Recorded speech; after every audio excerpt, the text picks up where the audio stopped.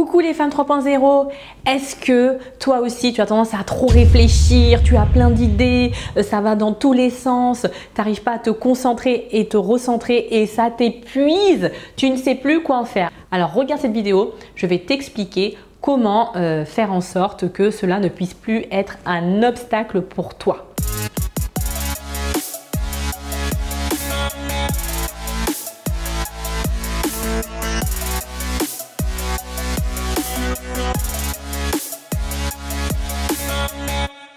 Donc la plupart des clientes qui me sollicitent, eh bien souvent, elles ont ce mode de pensée. Elles me disent Sarah, c'est vrai que je suis pas épanouie dans mon travail, je réfléchis tout le temps, j'en peux plus, je me sens un peu débordée par ces idées que j'ai, la manière dont je réfléchis sans cesse et ça les épuise, ça les fatigue. Comment faire en sorte que cela ne soit plus un obstacle? Alors déjà, sache que tu n'es pas folle, que c'est normal que tu sois comme ça, quoique la normalité c'est quelque chose, je trouve que c'est très subjectif. Tu es une femme neuro-atypique. C'est cela, oui.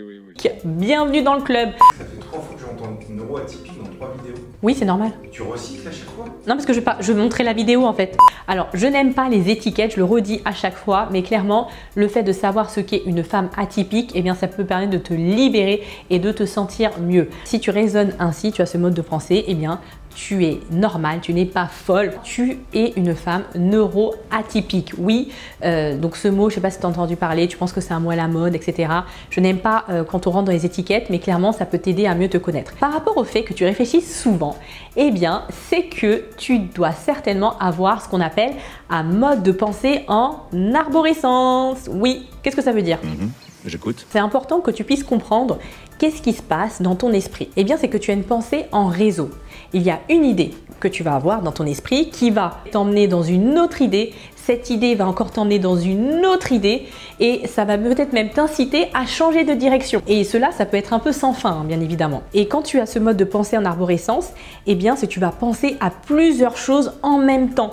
Donc ton cerveau ne cesse de réfléchir, les idées fusent, ce qui fait que quand tu es comme ça, tu es souvent distrait et tu as du mal à te concentrer. C'est difficile pour toi de t'organiser. Alors quand je t'ai dressé ce tableau, tu vas dire « Oh mais pourquoi je suis comme ça? C'est pas facile, comment je vais faire pour m'en sortir ?» C'est vraiment trop injuste. Eh bien, tu es comme ça, donc tu vas pas pouvoir te changer. Mais moi, je veux t'aider à t'accepter pour que tu puisses en tirer, enfin, tes faiblesses font partie de tes forces. Alors, comment faire en sorte que ce mode de pensée en arborescence, puisse être une force dans ton travail et même dans ta vie? Déjà, c'est important que tu puisses définir ton Power Hour. Ça veut dire qu'en fait, tu définis l'horaire à laquelle tu es la plus productive. Est-ce que tu es plus du matin? Est-ce que ça, c'est vraiment très important, le temps où tu arrives davantage à te concentrer. Donc ça va dépendre des personnes, ça va être plus l'après-midi. Et comme ça, en fait, pendant ce temps-là, ce Power Hour, tu vas pouvoir davantage peut-être t'impliquer dans des projets qui nécessitent une plus grande concentration. Après, ce que tu peux faire pour tes pensées en arborescence, eh bien, c'est de prendre l'habitude d'écrire.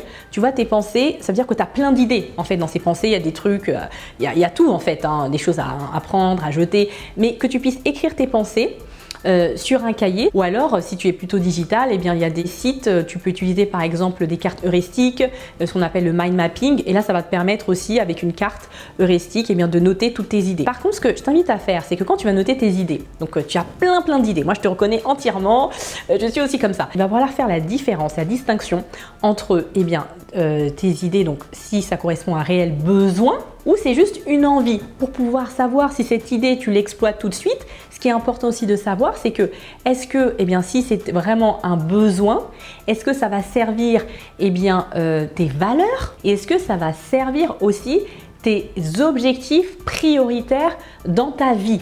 Et une fois que tu auras fait ça, eh bien, tu pourras peut-être mettre en application cette idée. Parce que si ce n'est pas le cas, tu vas mettre en application des idées qui ne sont pas forcément viables, qui ne correspondent pas à un réel besoin. D'ailleurs, je ferai une autre vidéo à ce sujet pour t'expliquer concrètement comment tu peux encore mieux t'organiser avec ce mode de pensée en arborescence. Aussi, le truc qui est très difficile à faire, je t'assure, c'est pas évident, mais tu vas y arriver, c'est que tu apprennes à te dire non. Non.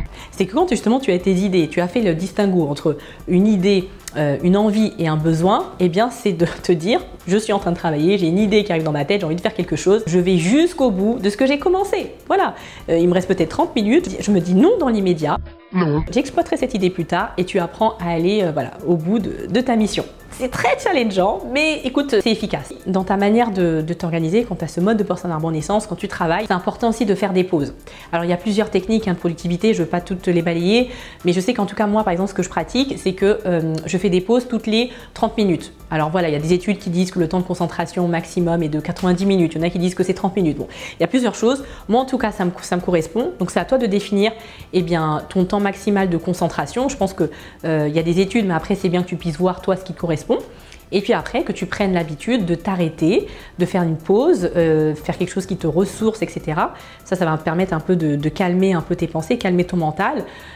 Pourquoi pas faire une pause en dansant, je sais pas, en faisant du dessin, mais en faisant une pause avec une activité créative par exemple. Ça va vraiment t'apaiser, tu verras. J'ai hâte que tu puisses me dire quel conseil veux-tu pratiquer, mets-moi en commentaire eh bien, celui que tu veux mettre en pratique. Après, comme je te le dis, donc tu as regardé cette vidéo, tu dis ah j'ai plein d'idées, je me reconnais, c'est très bien. On sait très bien que tu vas fermer ton écran et qu'après on revient souvent dans notre quotidien et que c'est très dur tout seul de mettre en place des nouvelles habitudes.